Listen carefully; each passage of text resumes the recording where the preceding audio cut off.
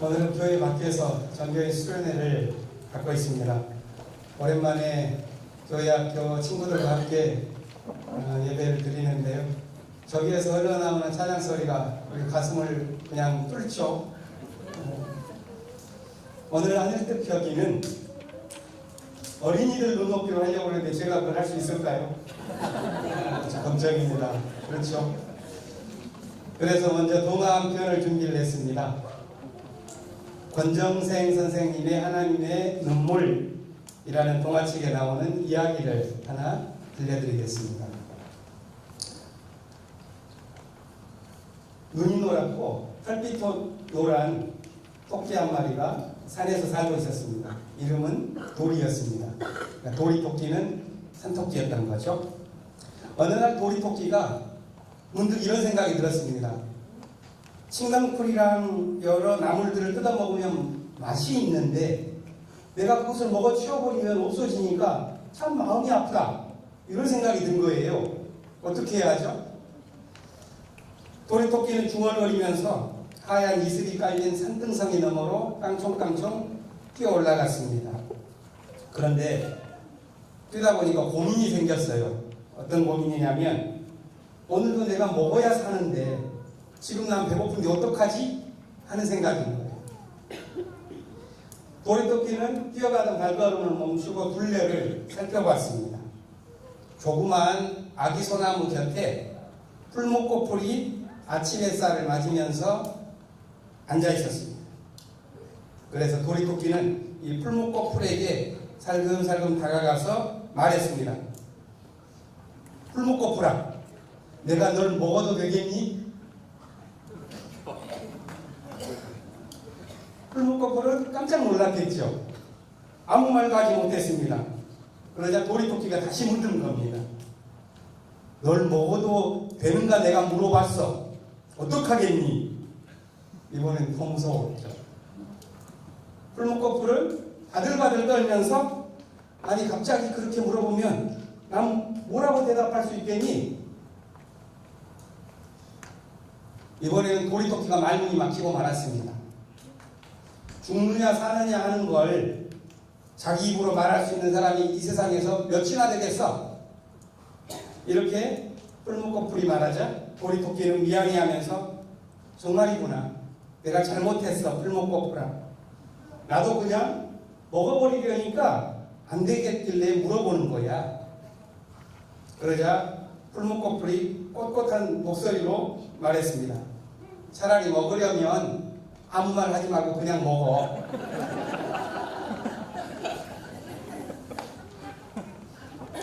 도리토끼는 눈이 깜빡깜빡거리다가 말없이 돌아섰습니다.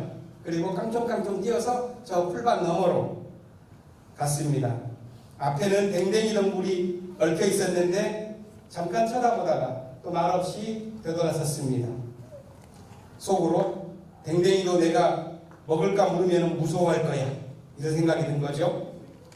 도리토끼는 갈매덩굴 잎사귀 곁에 가서도 망설이다가 돌아섰고요. 바디치 나물을 먹을 수도 없었고 고수대 나물도 수리치 나물도 하나도 먹지 못하고 다 지나갔습니다. 그렇게 한낮이 되고 저녁이 되어 갔습니다.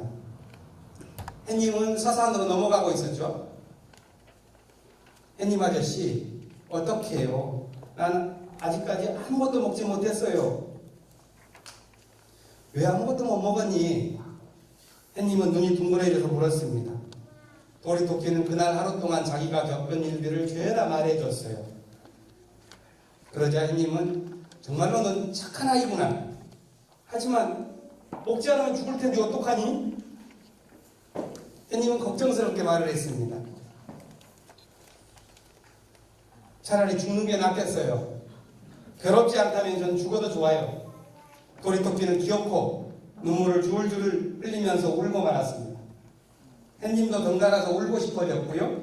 그래서 얼굴이 빨개진 햇님은 서산 너머로 넘어가고 말았습니다. 이제 사방이 어두워지고 하늘에는 별빛이 반짝거리며 나왔습니다. 도리토끼는 울다가 눈을 떠서 하늘을 쳐다봤죠. 수많은 별빛이 반짝이고 있었습니다. 그때 도리토끼가 이렇게 말합니다. 하느님은 뭘 먹고 사셔요? 그러자 어두운 하늘에서 부드러운 음성이 들렸습니다. 난 보리수나무 이슬하고 바람 한 줌, 그리고 아침 햇살을 마시고 살지. 그럼 하느님, 저도 그렇게 해주실 수는 없어요? 하느님처럼 보리수나무 이슬이랑 바람 한 줌이랑 햇빛 마시면서 살 수 있도록 저를 지어주세요. 그래? 그렇다면 그렇게 해주지. 그런데 아직은 안 된단다. 이 세상 모든 사람들이 너처럼 다른 사람의 목숨을 소중히 여기는 세상이 오면 그렇게 될 수가 있지. 이 세상 사람들 모두가요? 이렇게 보리토끼가 물었습니다. 그래, 이 세상 사람 모두가. 하나님이 힘주어 말했습니다. 그리고 잠시 사이를 두었다가 다시 하나님이 이렇게 말하십니다. 그런데 내가 이렇게 애타게 기다리고 있음에도 불구하고 사람들은 길을 써가면서 서로를 해치고만 있구나. 이 말을 들을 때 보리토끼 얼굴에 물방울이 하나 떨어졌습니다. 그것은 하나님의 눈물이었습니다. 이야기는 여기서 끝났습니다.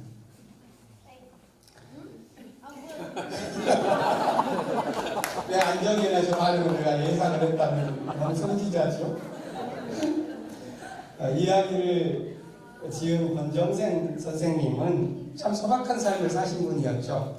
가난한 사람들의 이야기를 참 따뜻하게 들려주신 분이었습니다. 이분이 30대와 40대 17년간을 안동에 있는 한 교회에서 교회 종을 치면서 사는 교회 종직으로 17년을 살았습니다. 그때 많은 이야기를 지어서 교회 학교에서 어린이들에게 들려줬기 때문에 이 권정생 선생님의 이야기에는 성경 말씀의 그런 주제가 잘 들어가 있습니다. 오늘 이야기에서 하나님의 눈물이 보리토끼 얼굴에 떨어졌죠. 그것은 우리에게 뭔가를 전해줍니다. 왜 그랬을까요? 아마 그건 하나님의 마음과 보리토끼의 마음이 이어져 있기 때문에 그랬을 것입니다. 보리토끼의 배고픔이 하나님의 배고픔이요 하나님의 눈물이었습니다. 이야기가 끝났는데도 불구하고 보리토끼는 여전히 배가 고프지요. 그런데 이야기를 들은 사람들은 보리토끼의 그 따뜻한 마음을 모두 다 전해받게 됩니다. 그 이후에 보리토끼는 어떻게 살았을까요? 그것은 이야기를 듣는 모든 사람들에게 주어진 질문이 되고 맙니다. 오늘 성경 본문은 요한복음 14장이었습니다. 요한복음은 13장부터 17장까지 5장을 예수님의 고별 설교라고 그럽니다. 예수님께서 마지막 일주일 떠나시면서 이날은 목요일로 알려져 있는데요. 제자들의 발을 씻겨준 다음에 가르쳐주신 말씀과 기도가 이 고별 설교 안에 들어있습니다. 그 가운데 14장이 있습니다. 이 14장은 3명의 제자들이 예수님에게 질문을 하고 그 질문에 대한 답변이 이 14장의 내용입니다. 맨 먼저 도마가 질문을 했습니다. 그리고 빌립이, 그리고 세 번째 오늘 본문 직전에 유다가 질문을 합니다. 유다는 이런 질문을 했습니다.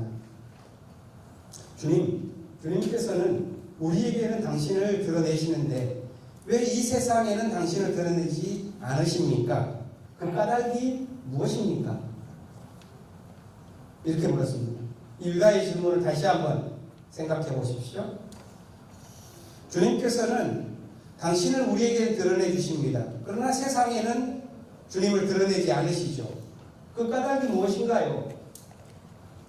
이 질문에 대한 답변이 오늘 우리가 교독했었던 본문인데요.